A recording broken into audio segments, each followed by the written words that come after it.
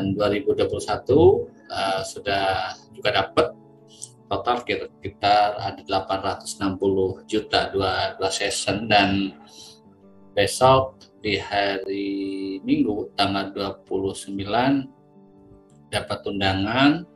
Kebetulan beliau Gus Halim hadir di Kabupaten Banyumas untuk mengikuti kegiatan beliau, yaitu Kepala Desa, BUMDes, terus Karuk Perencanaan, tentunya kami TPP-nya ikut. Iya, wow, keren. Ini adalah bukti keberhasilan dari kesulitan tim pendampingan dan supradesa ya, Kang? Iya. Siap. Oke, sore hari ini topiknya melanjutkan yang kemarin tentang belajar menyusun peta jalan SDGs desa. Monggo Kang Iman, 1 jam ke depan kita akan belajar bersama untuk menyusun peta jalan SDGs desa. Oke, terima kasih Mbak Tia. Saya ucapkan Assalamualaikum warahmatullahi wabarakatuh. Selamat sore, salam sambal desa, sama-sama belajar tentang desa. Bagaimana kita memiliki tupoksi dan peran penting. Apa yang tadi disampaikan oleh Pak Tias, itu saya hanya mengikuti sebuah alur bagian dari sebuah proses dari 2017 sampai 2022. Di hari ini kami itu memiliki 12 desa dampingan. Di awal saya mendampingi 2017 itu 2 desa berkembang. Selanjutnya 2019 berkembangnya hilang jadi maju, mendapatkan 1 desa mandiri. Tahun 2020 alhamdulillah menjadi ada 2 desa mandiri, dan terakhir 2022 sekarang ada 6 desa mandiri, dan semua desa memiliki kekayaan keanekaragaman masing-masing. Tentunya tidak lepas dari sebuah kolaborasi seluruh stakeholder yang ada, khususnya di Kecamatan Batu Raden, di desa dampingan saya, dan tentunya secara umum adalah kita menjadi bagian tidak terpisahkan dari Kementerian Desa. Untuk meningkat itu, izinkan saya melanjutkan apa yang kemarin disampaikan, yaitu tentang bagaimana menyusun peta jalan SDGs desa. Oke, terima kasih Mbak Tias. Ini adalah bagaimana kita membaca capaian SDGs desa. Tentunya ada sebuah alat, sebuah media yang harus kita pakai, di mana ada beberapa saudara kita jajaran TPP, Mas Iman, aku belum bisa masuk, itu gimana cara masuknya, gitu. Karena memang ada beberapa yang saya pelajari sejak awal, dari mulai 2021 aplikasi hingga ke webs gitu ya, itu memang beda karakter. Bagaimana kalau bahasa itu algoritmanya, ada metadatanya yang saya juga tidak begitu menguasai sekali, tapi kami sedikitnya belajar gitu. Nah, di sini memang kalau masuk di dashboard, kalau kita jarang sekali, apalagi tidak pernah gitu ya, untuk masuk ya, apa yang harus kita lakukan? Tentunya kita harus bisa masuk gitu ya. Bagi saudara kita, baik itu pemerintah desa, baik itu TPP seluruh jenjang, wajib harus bisa masuk di dashboard SDGs. Karena apa? Semua daulat data yang dimiliki oleh desa ada di sini. Ini adalah amanat Permendesa 21 tahun 2020. Permendesa 2020 yang telah dijelaskan adalah sebuah mandatori dari mulai Perpres 59 2011 sampai keturunannya. Nah, sekali lagi, bila desa itu pun belum bisa masuk, tentunya desa wajib difasilitasi oleh kita sebagai TPP. Kita kedudukannya di dalam proses SDGs desa itu PRD ataupun PD sama-sama sebagai admin kecamatan.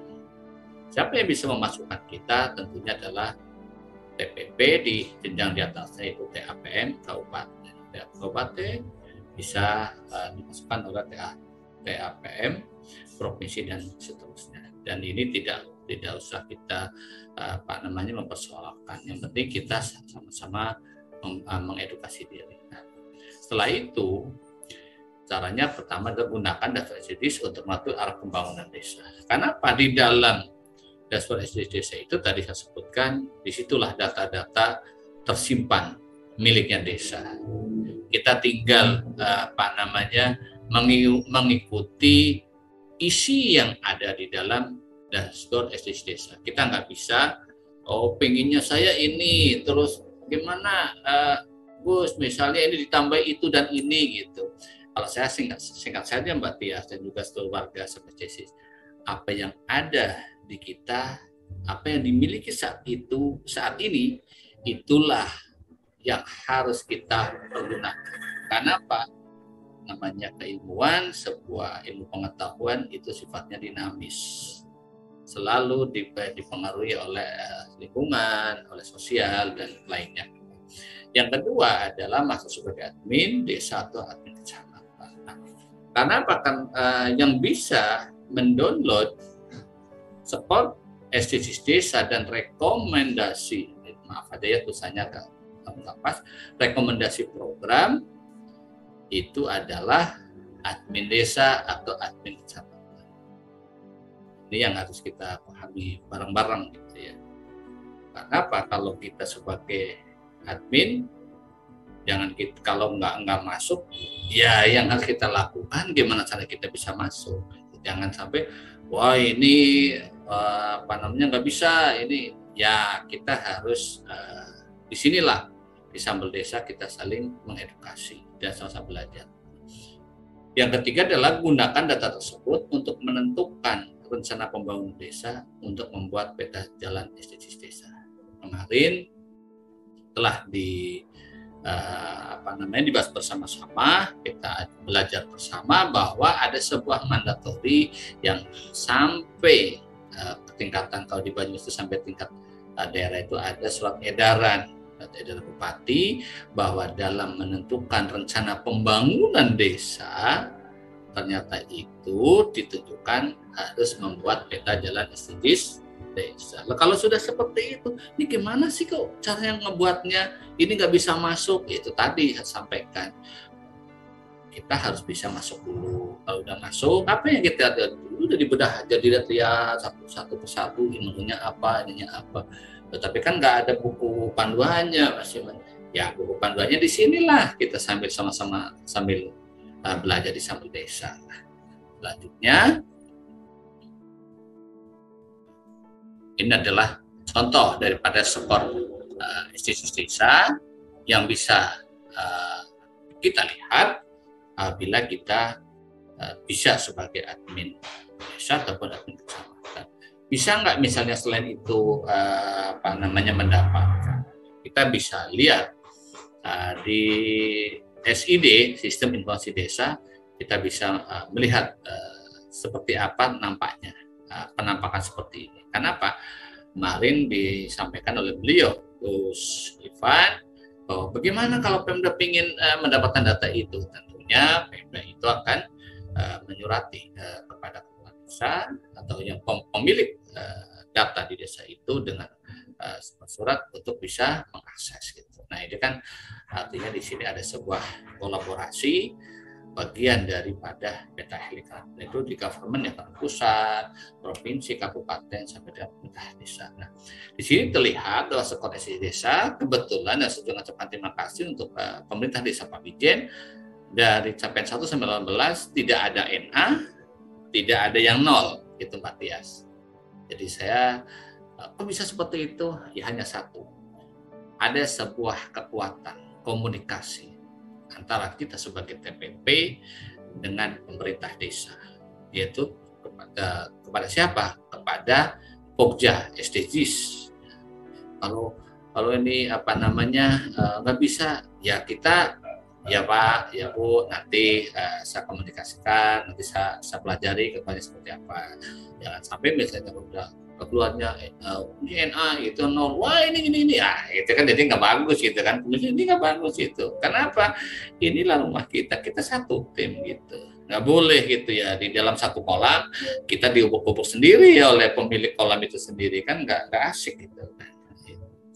Nah di sini contoh capaian SDGs desa untuk desa Pamijen, Provinsi Jawa Tengah, Kabupaten Banyumas, Kecamatan Batu Raden. Dan kebetulan ya saya sudah izin kepada beliau pemilik data ini untuk saya buat presentasi seperti ini. Nah, kedua adalah capaian untuk desa tanpa kelaparan. Ketiga, desa sehat dan sejahtera. Semuanya alhamdulillah tidak ada, dan saya capaiannya loh itu kan baru 52,5, ya tidak apa-apa. Bagi saya itu bukan sebuah keharusan sekian persen. Ya faktanya datanya memang seperti itu, dan ini harus kita olah untuk proses perencanaan pembangunan. Nah, bagaimana biar ini nanti meningkatkan persentase capaian? Nah, disitulah ada sebuah proses dinamika. Ini ujuk-ujuk kemarin itu ini harus selesai bulan ini, terus di jalan migrasi ke sana kemari. Nah, akhirnya ketemu. Ya sudah, memang data seperti ini. Nah, tentunya sebuah proses perencanaan pembangunan tidak adalah yang tidak permanen.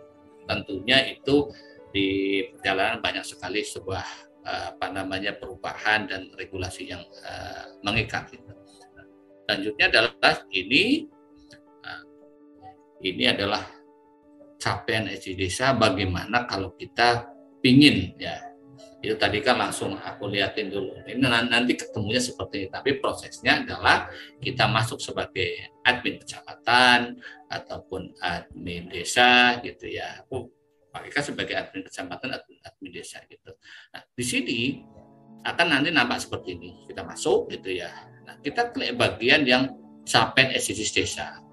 Di situ ada skor SDGs desa, ada perbandingan skor SDGs desa dan rekomendasi program. Nah, yang kita pakai nanti dalam proses pembuatan peta jalan desa adalah di skor SDGs desa sama rekomendasi program. Nah, kalau kita mau mengambil salah satu desa di desa dampingan, saya ambilkan adalah desanya desa Pamijen, maka kita pilih di sini di kolom ini ya. Di kolom ini kita nanti akan ditujukan gitu ya, isi dulu gitu ya. Nanti udah itu selanjutnya yang akan saya lakuin, diklik bagian apa. Nah ini nih, ini pada saat kita memilih. Nah di sini nanti tinggal diklik saja di bagian ini, tampil gitu, klik tampil. Nanti akan muncul skor-skor yang tadi nampak di slide awal. Nah seperti ini.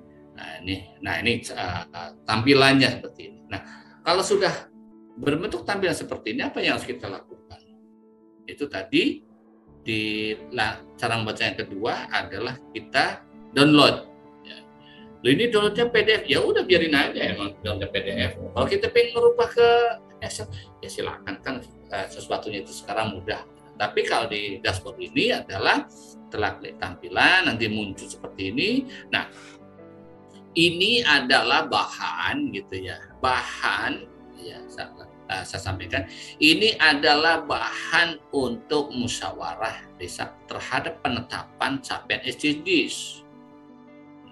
Kenapa kita 6 bulan sekali sebelum ada proses input bahasanya itu konsolidasi data, ada pembuat data pemutakhiran, tentunya harus ditetapkan gitu.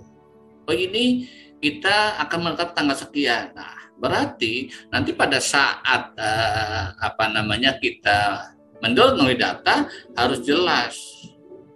Karena apa? Ini yang akan dipakai untuk bahan di musyawarah desa dalam proses penetapan capaian SDGs. Nah, ini adalah skor SDGs desanya. Nah, kelihatan ini ya. Ini 52,56 pada saat diambil. Nah, setelah itu adalah akan nampak keseluruhan.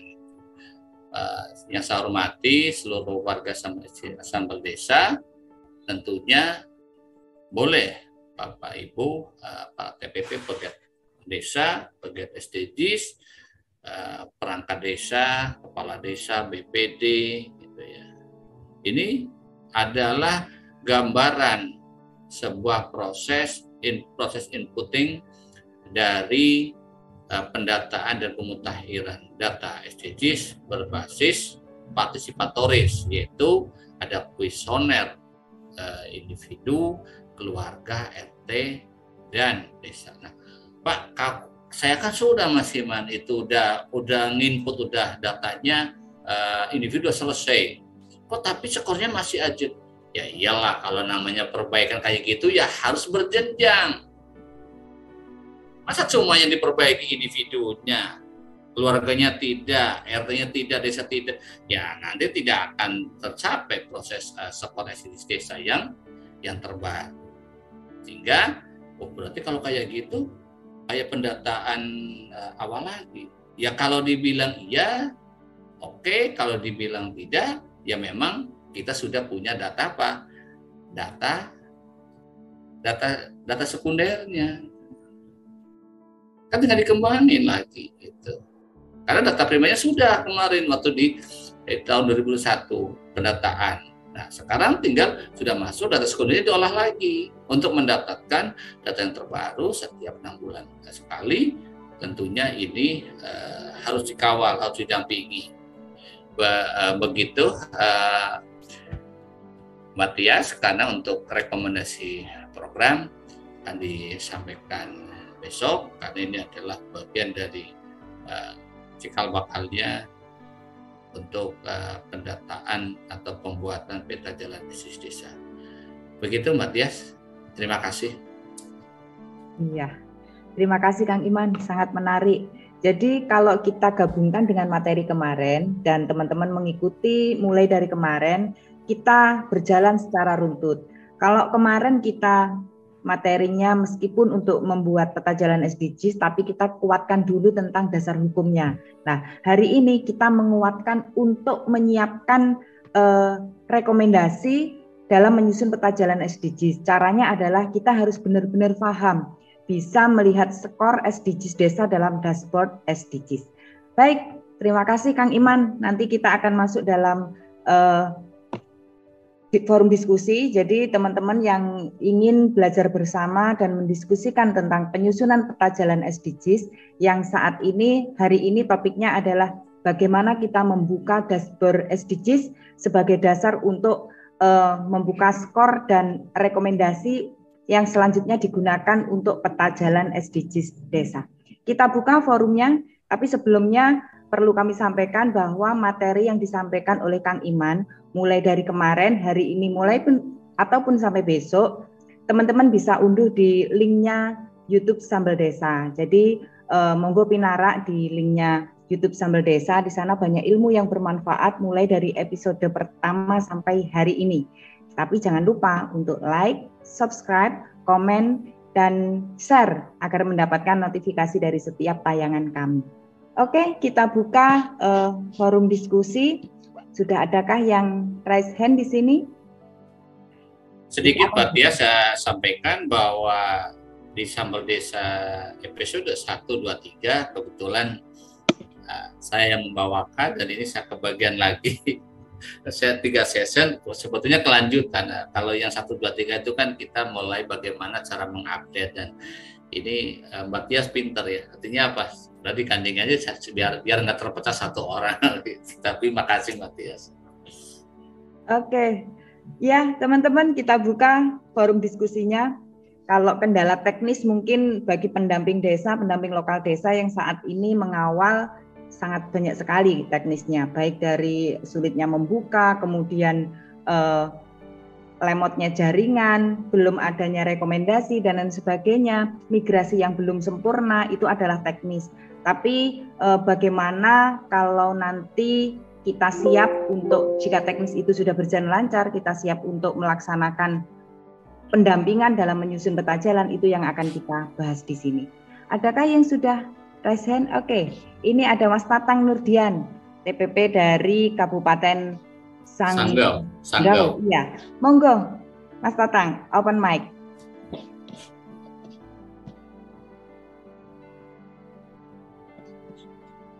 Ya.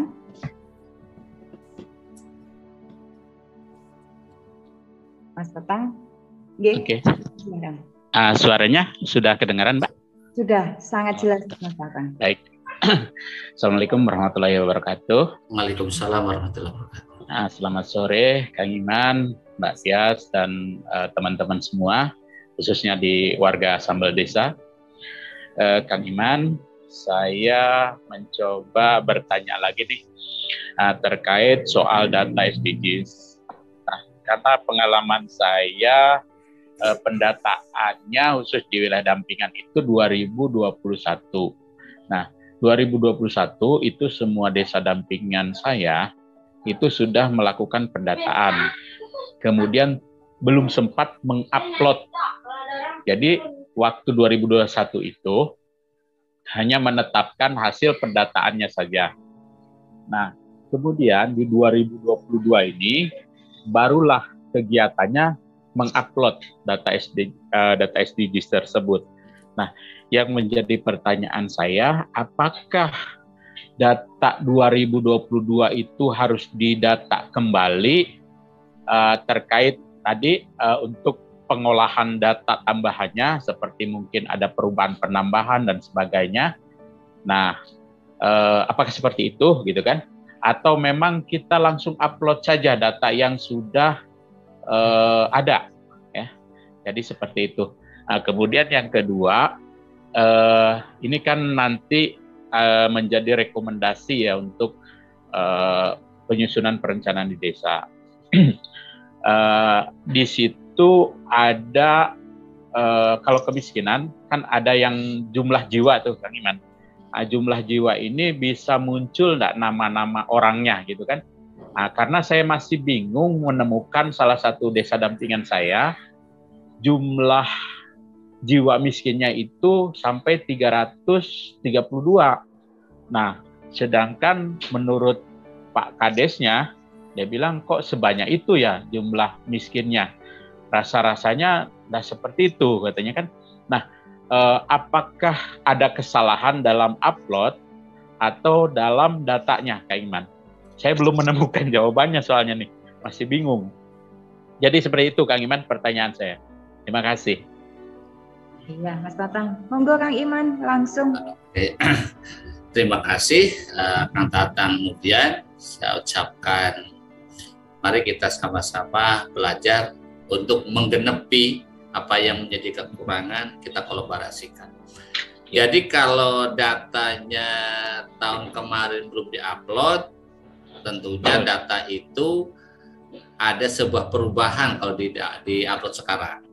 Contoh, umur, gitu. Boleh mudah tuh umur gitu kan. Iya, betul, betul. Umurnya berubah gitu ya. Nah, tetapi tidak semuanya akan berubah. Tidak semuanya akan berubah.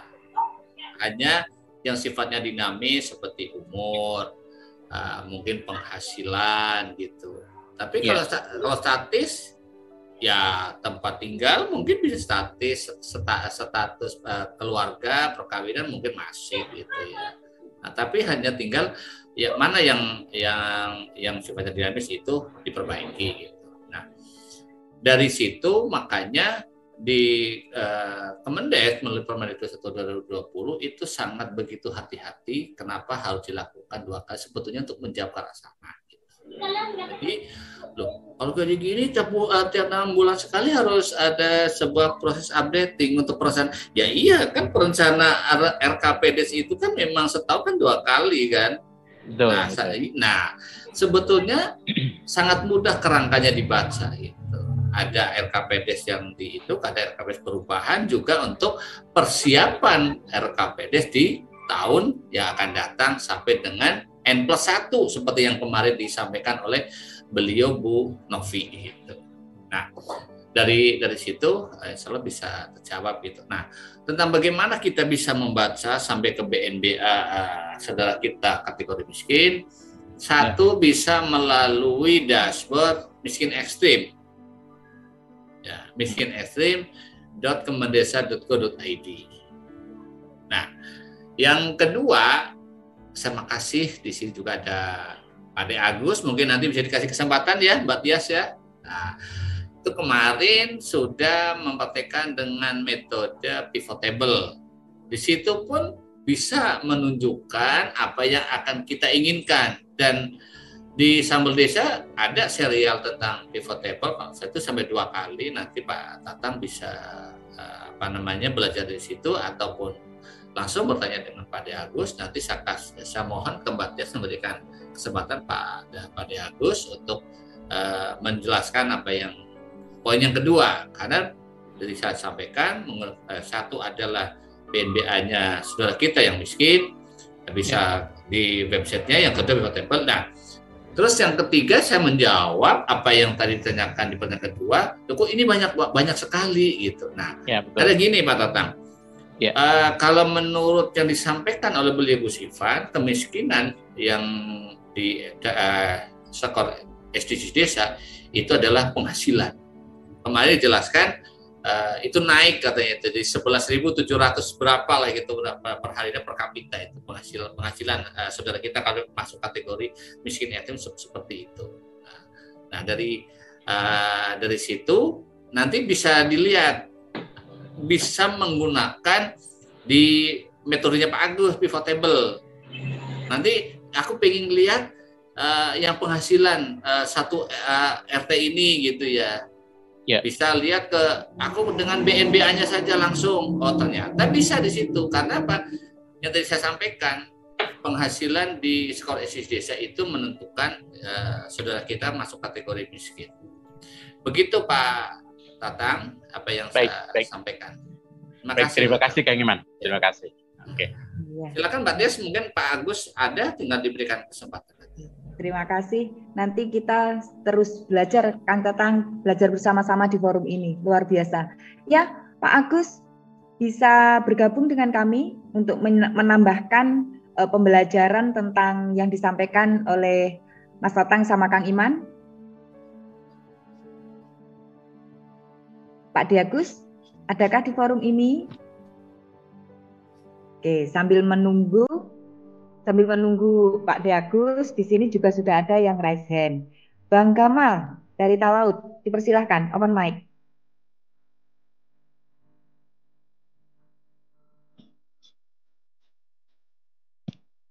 Itu Pak Agus, bentar, Pak Agus ada. Oh, Pak Agus ada? Iya, silakan Pak Agus. Oke. Assalamualaikum warahmatullahi wabarakatuh. Waalaikumsalam warahmatullahi wabarakatuh. Sehat Pak De? Sehat. Tadi suaranya tidak bisa dibuka, makanya tadi saya akhirnya saya raise hand, akhirnya baru bisa ini. Yang ini bahas yang pivot table kemarin ya? Ya, kayak gini, betul Pak Agus. Gini kan tadi Pak Tatang ada sebuah pertanyaan untuk mengetahui saudara kita BNBA untuk miskin. Nah, tadi saya jelaskan bahwa satu menggunakan dashboardnya miskinekstrim.kemendesa.go.id. Yang kedua adalah bisa menggunakan metode yang dijelaskan oleh Pak Agus, pivot table. Nah, dalam hal ini kami mohon Pak Agus bisa menjelaskan sedikit, walaupun mungkin nanti Pak Tatang akan membuka channel YouTube-nya Sambal Desa tentang pivot table. Kami mangga, persilakan Pak Agus. Siap. Ya, terima kasih. Penjelasan detailnya akan saya buka hari Kamis minggu depan. Baik. Luar biasa. Agus. Kan sudah terjadwal kan saya Kamis minggu depan. Ya, itu saya. Tapi untuk data miskin ekstrim dan tidak miskin, itu di data miskin ekstrim itu dia datanya dalam bentuk PDF dan tidak ada alamat RT RW-nya. Nah, teman-teman bisa menggabungkan data yang di-download ya dalam bentuk PDF itu, kemudian kita rubah dalam bentuk Excel dengan menggunakan fasilitas yang ada di online. Jadi di online itu banyak fasilitas online yang bisa merubah langsung PDF ke Excel.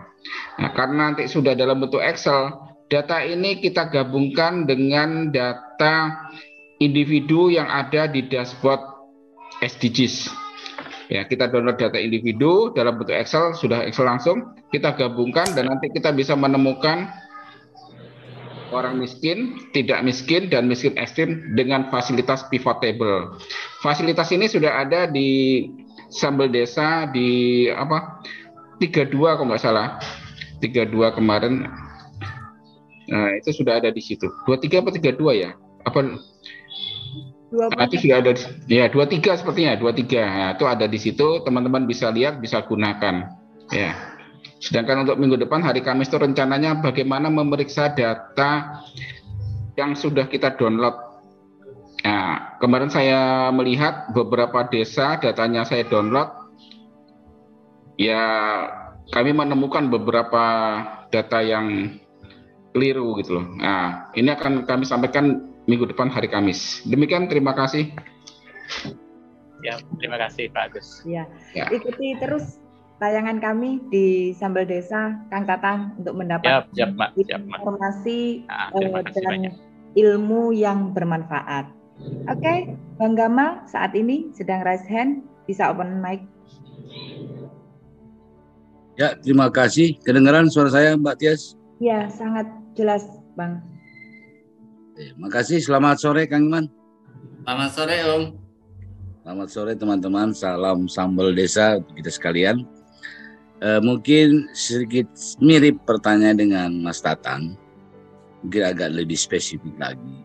Hari ini atau saat ini, saya juga sedang membuka dashboard terkait SDGs Desa, juga melihat pada kemiskinan ekstrim yang ada di dashboard ini. Yang jadi persoalan hari ini, Kang, kita TPP sedang dalam tahap perencanaan. Nah, pertanyaan hari ini adalah pada saat kami membuka dashboard untuk data goals pertama terkait desa tanpa kemiskinan itu dia masih NA, Kang. Nah, tetapi pada rekomendasinya sudah muncul. Nah, kemudian kami berusaha mencoba menggali lebih dalam lagi terkait data kemiskinan ekstrim. Nah, yang jadi persoalannya di saat membuka dashboard status kemiskinannya, dia masih 0, Kang. Nah, mungkin maksud dari Mas Tatang tadi adalah bagaimana kami bisa melihat data by name, by address, maksudnya data individunya. Karena di sini kan ada status warga miskinnya, ada status keluarga miskinnya. Tetapi pada rekomendasinya ada, namun pada data BNPB-nya belum ada. Ini agak membingungkan. Sedangkan pada data rekomendasinya sudah tercantum data existingnya sampai pada data capaian yang akan kita capai. Nah, bagaimana kami bisa melihat atau menganalisa data itu jika kami sendiri belum bisa melihat, membacanya. Nah, ini mungkin jadi kendala kami adalah bagaimana caranya supaya kami bisa membaca data ini. Pada data capaiannya masih NA, tetapi pada data rekomendasinya sudah ada. Nah, penentuan keluarga miskin atau warga miskin itu sendiri seperti apa? Solusi terakhir kami melakukan pendataan secara manual. Tapi kan takutnya, Kang, di saat kami tetapkan dalam RKPDes nanti, tiba-tiba data ini muncul. Nah, sebab di sini seperti Mas Tatang tadi, ada 300-an lebih data orang miskin, tetapi kami tidak tahu 300-an orang itu siapa-siapa. Kalau tadi kan terkait data pivotable itu kan cuma pemahaman saya cuma mencari di mana orang itu tinggal di RT mana, tinggal di RW mana. Tetapi tidak, kalau untuk mencari siapa orang itu yang jadi persoalan. Ini siapa ini yang 300-an ini siapa saja gitu. Kalau cuma nyari RT RW-nya kan tanpa harus capek-capek ataupun kita harus buka-buka data Excel-nya, oke lah kita manual aja dah, kita cari nama-nama ini gitu. Tapi kalau nyari orangnya ini agak susah, Kang. Kira-kira ada solusi lain nggak selain kita bikin data manual, Kang? Itu aja, Matias, terima kasih. Oke, menarik karena memang begini ya, Forum Sambal Desa ini kan kita belajar bersama. banyak sekali kendala yang dihadapi teman-teman pada waktu proses pendampingan. Dan ini salah satunya akan menjadi hal yang aneh jika memang capaiannya belum ada atau masih NA, tapi ternyata rekomendasinya muncul. Kalau NA tidak ada rekomendasi masih, ya memang seperti itu mestinya. Tapi kalau NA-nya skornya 0 atau NA tapi rekomendasinya muncul, ini yang perlu kita pecahkan bersama-sama. Monggo Kang Iman, mungkin ada masukan atau pengalaman terkait dengan ini? Oke, terima kasih Mbak Tias, Bung Kamal. Selamat jumpa. 1 minggu yang lalu kita sudah dikepoin gitu ya. Sederhana sebetulnya Kamal. Tadi tentang capaian itu terkait dengan isi kuesioner. Berarti isi kuesioner tadi kan ada sampai masuk ke rekomendasi bahwa isi kuesioner itu kan bicaranya keseluruhan. Berarti yang menjadikan NA kemarin enumerator di desa ini, di desa Pamidjen, itu dia memperlihatkan, itu di print, terus dia perlihatkan saya, Mas Iman, ini yang menjadikan NA. Ternyata ini nggak lengkap, ini tidak sesuai dengan karakternya, harusnya 0, ini straight gitu. Dari situ sehingga dari situ akhirnya desa itu sudah mulai belajar. Sebetulnya kita itu pinginnya semuanya ke sana, tetapi tentunya kita harus sabar, harus cermat. Apa yang disampaikan oleh Bapak, saya senang gitu ya. Memang permasalahan itu harus selesaikan. Nah, timbulnya adanya rekomendasi, tentunya itu ada pada di sistem engine-nya, Bung Kamal. Jadi ada kenapa? Oh ini kok bisa keluar pada data NA. Nah, tinggal yang harus kita, kalau saya pengetahuan yang saya lakukan itu saya perbaiki supaya tidak timbul NA ataupun 0. Yaitu apa? Ditelusuri, di download capaian SDGs desanya ini skornya, terus nanti di download juga rekomendasinya. Nah, kalau memang itu mau dipergunakan, itu toh ada sebuah kinerja daripada Pokja SDGs, kan dibentuk, ada SK-nya kan. Nah, di situ tinggal diungkapkan saja.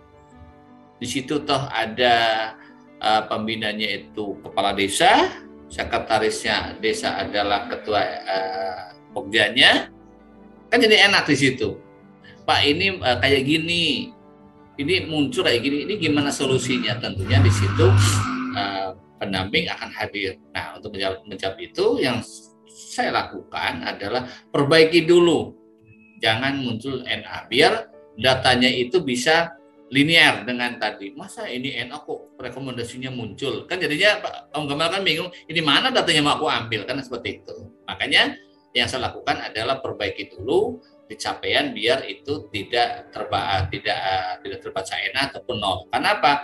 Saya yakin-yakinnya bisa dipelajari bahwa itu ada sebuah kesalahan pada saat enumerator memasukkan, sehingga timbul NA itu kan not available, jadi tidak terbaca itu kan. Namanya tidak terbaca kan ya sama aja lah kalau ada tamu datang ke kita, itu siapa? Tapi kalau Kang Iman masuk ke rumahnya udah kenal deh. Nah kan enak kayak gitu kan. Tadi langsung kebaca gitu. Kalau ini kan nggak kebaca, siapa itu Mbak Tias masuk kita nggak kenal lah, jadi kan ditolak. Seperti itu Om Gamal, kita simpelnya kalau saya menjelaskan ke desa seperti itu, akhirnya desa ikut terbawa.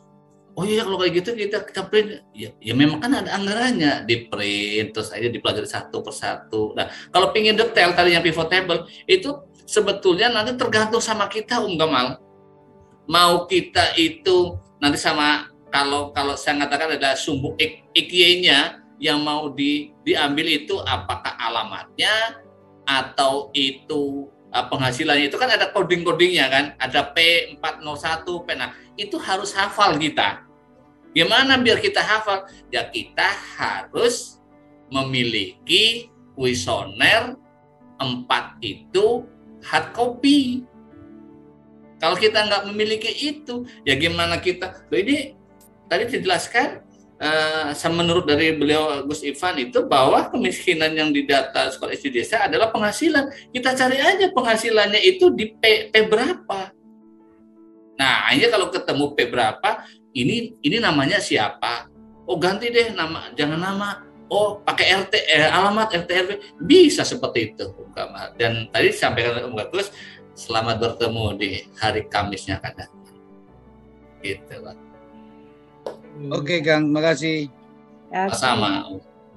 Karena benar ya, artinya penginputan kuesioner ke dalam aplikasi jika memang tidak sesuai maka akan not a value atau tidak terbaca. Bahkan kesalahan mengisi nick pun itu sangat berpengaruh di dalam hasil skornya nanti. Pasti nanti akan tidak terbaca. Baik, luar biasa forum hari ini kita belajar bersama, sama-sama belajar dan menyampaikan istilahnya pengalaman-pengalaman pada waktu pendampingan dan kesulitan-kesulitan yang kita hadapi pada waktu proses pendampingan. Oke, kita buka lagi untuk sedikit Mbak Tias. Iya, Kang. Kemarin saya dihubungi oleh sama teman TPP juga gitu ya. Mas Iman, ini kan nggak bisa kebaca ya, angkanya 0 gitu loh Mbak Tan. Terus ini ada lagi NA, ini ternyata di penghasilan pada kosong. Terus kalau aku kasih 0 gimana? Ya kalau dikasih 0 ya tentu nanti akan mempengaruhi capaian SDGs itu sendiri. Ya nanti bisa turun. Ya kalau memang nggak mau turun atau naik, ya kasih aja data yang valid. Seperti itu. Akhirnya, oh ya udah deh kalau gitu aku kasih. Ya iyalah, itu kan data-data desa. Panjenengan kan cuma menuntun, mendampingi, memberikan fasilitasi, menjadi sebuah edukator yang baik. Begitu, Mbak Tias. Iya, kalau memang masih ada hal seperti itu, sekaranglah saatnya untuk memutakhirkan, karena saat ini adalah tahapan untuk pemutakhiran data SDGs desa. Jadi teman-teman bisa memfasilitasi alur tahapan ini untuk pemutakhiran data SDGs yang ada di desa dampingan. Oke, kita buka lagi karena masih ada waktu, lumayan untuk kita saling sharing dan berbagi pengalaman di sini. Ada yang raise hand? Kita persilahkan. Ya, sekali lagi perlu kami tekankan bahwa materi hari ini adalah materi lanjutan untuk besok. Besok kita akan bisa membuat peta jalan SDGs kalau hari ini kita paham. Artinya untuk membuat dan menyusun peta jalan SDGs dan kita bisa mendampingi dengan baik, maka tahapan hari ini bagaimana kita masuk, kemudian apa saja yang perlu dilihat, apa saja yang perlu diunduh. Saat inilah pembelajaran yang pas untuk kita bisa menyusun peta jalan SDGs besok. Baik, ada yang raise hand lagi? Materi hari ini luar biasa teman-teman, jadi memang sangat bersinggungan dengan pendampingan kita karena sesuai dengan keputusan Menteri Desa nomor 40 tentang pendampingan, kemudian ada Permendes 19 juga, itu juga menuntut kita untuk memahami ini agar proses fasilitasi kita berjalan dengan baik. Oke, saling berbagi lagi, Pak Tias. Jadi yang menjadi problem oleh diri kita TPP itu kan memang kita tuh kadang-kadang agak-agak kurang mau membaca gitu. Namanya membaca sekarang itu kan tidak harus seperti dulu pakai konteks gitu kan. Tetapi kalau yang saya lakukan adalah kalau nggak dicetak itu kurang lengkap itu Pak Tias. Nah, jadi kalau ada materi gitu, saya cetak, saya baca. Nanti kalau lupa, aku nggak ini aja, saya bawa ke desa gitu. Saya bawa ke desa, saya bawa ke Pak Camat, mana bukunya mana ini gitu.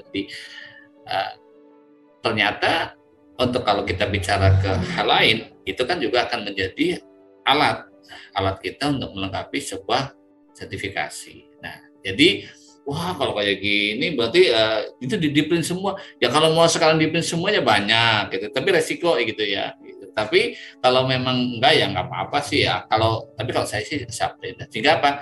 Kalau saya mendampingi seperti ini peta jalan SDGs, ya saya bawa, saya print, saya sosialisasikan dulu kepada kepala desa, kepada pokjanya, ini hasilnya seperti ini.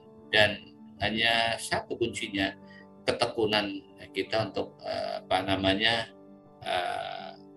mengedukasi bersama. Kadang-kadang yang kendalanya itu cuma sebentar, kita ngambil data, udah nanti ganti lagi. Padahal sebetulnya kalau saya kadang-kadang sampai lama, ya memang saya lama, karena yang dibicarain itu macam-macam sih, ngalor ngidul gitu. Karena ya, kalau ngalor ngidul itu kadang-kadang itu bisa malah ketemu daripada formal sekali. Yuk kita ini pakai rapat kayak gini, karena nggak ketemu. Begitu Mbak Tias yang ya kalau orang Jawa itu ya, kalau di panggung tuh menang ya Kang Tatang. Mangga Ahmad ya. Oke, menarik sekali. Kalau boleh saya tahu, Kang Iman, selama ini dalam proses mendampingi dan memfasilitasi pemerintah desa, mungkin kendala terberat apa yang dihadapi oleh Kang Iman saat apa ya istilahnya mendampingi proses ini, mulai pendataan, kemudian membaca sampai merekomendasikan dan mendampingi menyusun peta jalan SDGs. Yang paling ya sih bukannya paling gitu ya, adalah bila satu tim itu belum paham. Kalau kami kan ada 5, 2 PD, 3 PLD. Itu kalau, makanya itu tadi yang saya sampaikan, saya kasihkan alat untuk paparannya, terus saya buatkan alat soft copy-nya, saya kasihin ke teman saya, baik itu secara langsung ataupun via Japri ataupun di grup, terus saya juga transferkan kepada desa, jadi materinya sama. Nah setelah itu saya datang, itu biasanya saya cuma ngawalin, ngasih contoh satu desa, terus nanti PLD-nya saya dorong. Nanti untuk teknisnya oleh PLD ya. Nah akhirnya dari situ berunut bisa jalan, sehingga kita tidak elok lah. Masa kita yang tahu, PLD-nya nggak tahu, kan nggak bagus ya itu karena itu. Yang kedua adalah ada sebuah kekuatan, kita yakin kalau ada sebuah kekurangan pada kita, itu menjadi bagian yang harus kita simpan, tetapi suatu saat kita akan datang, kita lengkapi. Kalau memang bisa kita jawab, kalau memang tidak, kita jangan tadi yang saya sampaikan, kita jangan sampai bermain dalam satu kolam jadi dubek-dubek gitu kan. Nah itu yang bahasanya di Banyumas seperti itu. Nah berikutnya adalah kita tetap berkolaborasi dengan mitra kita, yaitu Binwas itu ya, dan tentunya kepada kepala desa kita jelaskan. Nah, bagaimana kita menjelaskan, karena saya datang gitu ya, Pak Kades, jadi Pusekdes, ini ada kayak gini loh dari pemerintah, dari Kemendes, kapan ya saya minta waktunya untuk sosialisasi apa sih ya, kadang tanya gitu, begini ya tolonglah, kita kan satu tim. Nah akhirnya aku cuma gitu aja Mbak Tias itu, akhirnya dia udah nanti gini nih gitu. Nah tapi kalau yang agak susah ya besok lah, nanti ya aku datangin lagi, kok belum bisa, lewat PLD aja deh kamu yang ngomong. Nah, karena kayak gitu ya, semua pintu itu aku coba ya alhamdulillah bisa lah gitu. Tapi tentunya ini tidak kalau saya tadi katakan, lesan kita berpijak, harus bermain. Bagaimanapun kita juga nggak boleh suul adab, kita harus tawaduk, apa yang menjadi fondasi kita anak pasar. Iya, luar biasa. Kesulitan dan saling berkolaborasi dan bersinergi itu titik kritisnya. Kita tahu Kang Iman bahwa peluncuran Permendes 21 2020 itu berbarengan pada waktu kita mendapatkan musibah wabah virus corona. Saat itu Kementerian Desa sama sekali tidak memberikan pelatihan karena adanya wabah itu. Kemudian mungkin bisa cerita di kabupatennya Kang Iman, apakah ada peningkatan kapasitas dari kabupaten ataukah kapasitas mandiri itu diarahkan oleh TA kabupaten? Kalau saya berbicara secara jujur bahwa edukasi sebuah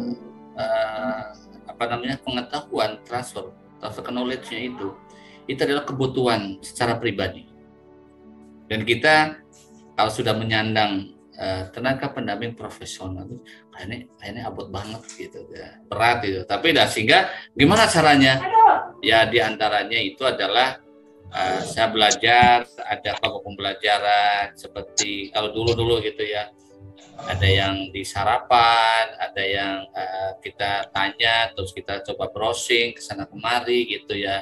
Dan tentunya luar biasa lah. Saya tidak bisa bicara secara rinci, tetapi saya hanya berbicara bahwa ini ada tanggung jawab saya sebagai pendamping itu mengelola desa dampingan 12. Itu yang saya kuatkan. Dan bagaimana dinamikanya yang tadi saya sampaikan. Tentunya tidak ada namanya jalan yang mulus, sampai sekarang pun tetap itu menjadi tantangan, menjadi sebuah peluang. Karena apa yang tadi disampaikan saya di awal-awal, satu yang saya nikmati. Sehingga proses yang terakhir secara individu, saya juga mengikuti pembelajaran yang tadi disampaikan oleh terima kasih. Ada yang raise hand? Di sini sudah hadir Mbak Uswah, perangkat desa dari Meteseh. Monggo. Iya. Terima kasih waktunya Mbak Tias. Ini sangat menarik dan terima kasih sudah diizinkan ikut. Sebentar ya Mbak ya. Sebentar.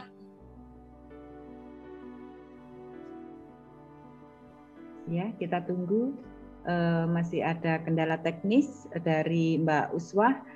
Tapi yang jelas luar biasa forum ini karena beliau adalah salah satu perangkat desa. Jadi nanti kita bisa berbagi pengalaman dari segi pemerintah desa, mewakili dari perangkat desa. Kita tunggu.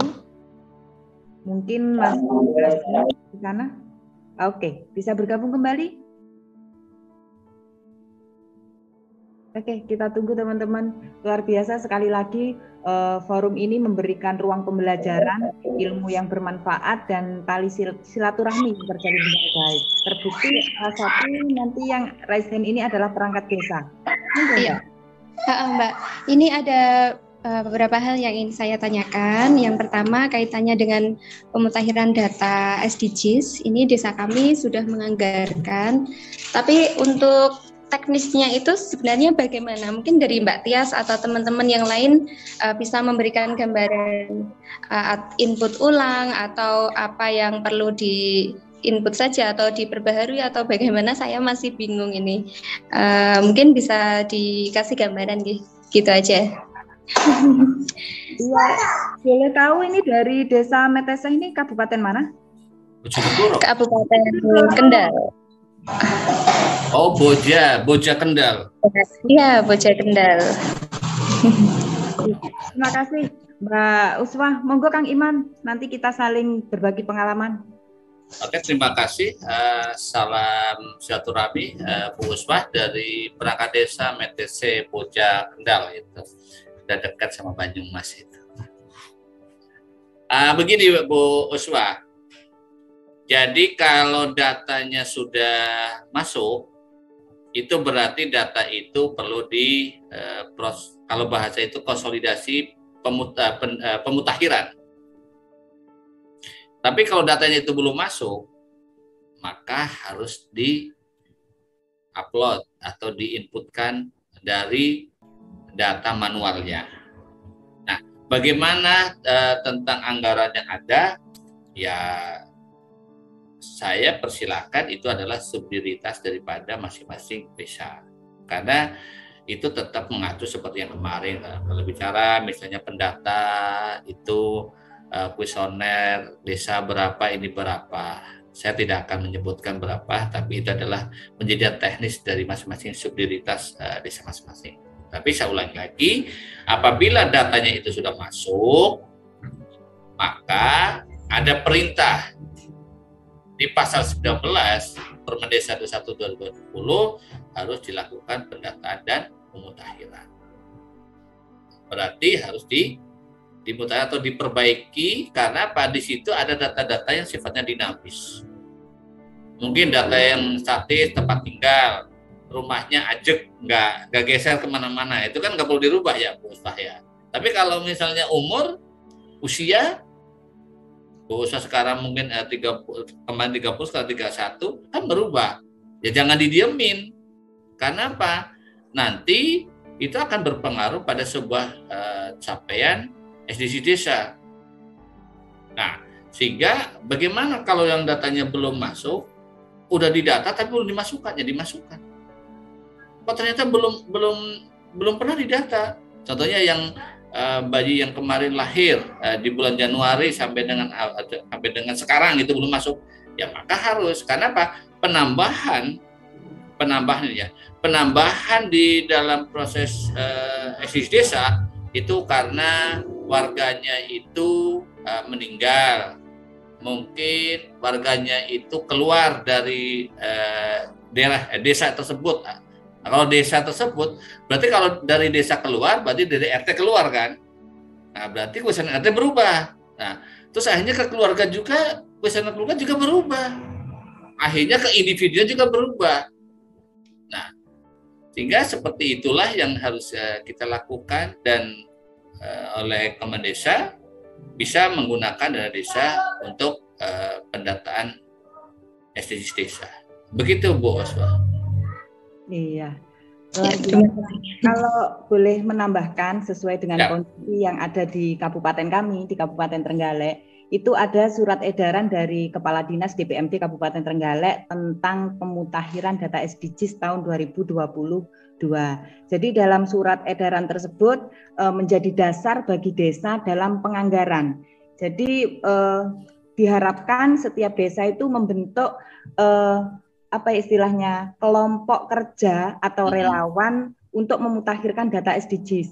Karena Pokja, karena tanpa adanya Pokja maka sulit untuk memutakhirkan data yang sudah data di tahun 2021 kemarin. Kemudian kepala desa diharapkan untuk menerbitkan SK tersebut, dan SK inilah yang digunakan sebagai dasar untuk menganggarkan alokasi pemutakhiran data SDGs tahun 2023. Adapun dalam SK tersebut dijelaskan tugas pokok dan fungsi dari Pokja, bahwa Pokja melakukan evaluasi, verifikasi, dan validasi hasil pendataan data dasar yang sudah masuk dalam dashboard. Kemudian melakukan input data kuesioner hard copy yang sudah dimutakhirkan, artinya sudah ada pembaharuan. Kemudian melakukan validasi pada data dasar SDGs jika terdapat perubahan atau pembaharuan data. Jadi jika memang sudah ada anggaran, maka anggaran tersebut digunakan untuk ini, untuk memberikan honor bagi Pokja, kemudian untuk membantu agar pemutakhiran data bisa berjalan dengan memfasilitasi misalnya terkait dengan internet dan lain sebagainya. Maka mungkin seperti itu Mbak Uswah penganggaran yang dilaksanakan di kabupaten kami, dan itu ada dasarnya, ada surat edaran dari Kepala Dinas PMD Kabupaten Trenggalek. Mungkin itu tambahannya. Baik teman-teman, masih ada yang menambahkan? Sedikit aja Mbak Tias. Jadi tanpa mengurangi apa yang tadi disampaikan oleh Mbak Tias, memang itu menjadi sebuah konstruktif yang luar biasa, yang kuat gitu ya.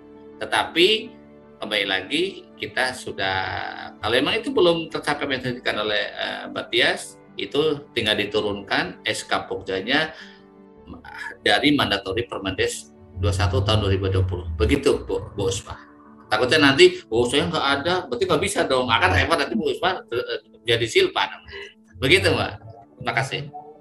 Oke, menarik sekali materi hari ini. Ya, semoga menambah ilmu dan menambah manfaat Mbak Uswah dari perangkat desa MTC ya? Iya. Oke. Besok bergabung lagi, ada topik selanjutnya dari materi hari ini. Iya, siap Mbak. Teman-teman, ternyata tak terasa sudah 1 jam kita membahas topik sore hari ini. Sebelum ditutup, monggo Kang Iman untuk closing statement. Terima kasih Mbak Tias dan seluruh warga Sembel Desa. bahwa materi hari ini hanya satu yang saya perlu garis bawahi, bahwa kita sebagai tenaga pendidik profesional, sebagai bagian dari Pokja SDGs Desa, wajib mengetahui bagaimana cara masuk, cara membaca, dan bisa mengedukasi pada anggota Pokja yang lainnya, khususnya adalah admin desa dan pemerintah desa. Terima kasih, Matias. Luar biasa. Baik teman-teman, sekali lagi perlu kami sampaikan bahwa materi hari ini akan kita share di linknya YouTube Sambal Desa. Monggo pinarak di YouTube-nya Sambal Desa. Di sana ada episode-episode menarik yang akan memberikan ilmu yang bermanfaat untuk teman-teman. Jadi kita bergabung lagi di topik yang sama keberlanjutan hari ini. Selalu saya berpesan bahwa siapapun kita, dari manapun kita punya peran. Dan dalam berperan, jangan baperan. Sampai jumpa di Sambal Desa episode selanjutnya setiap hari Senin sampai Jumat jam 4 sampai jam 5 sore waktu Indonesia Barat. Salam sehat dan salam bahagia selalu untuk keluarga tercinta. Wassalamualaikum warahmatullahi wabarakatuh.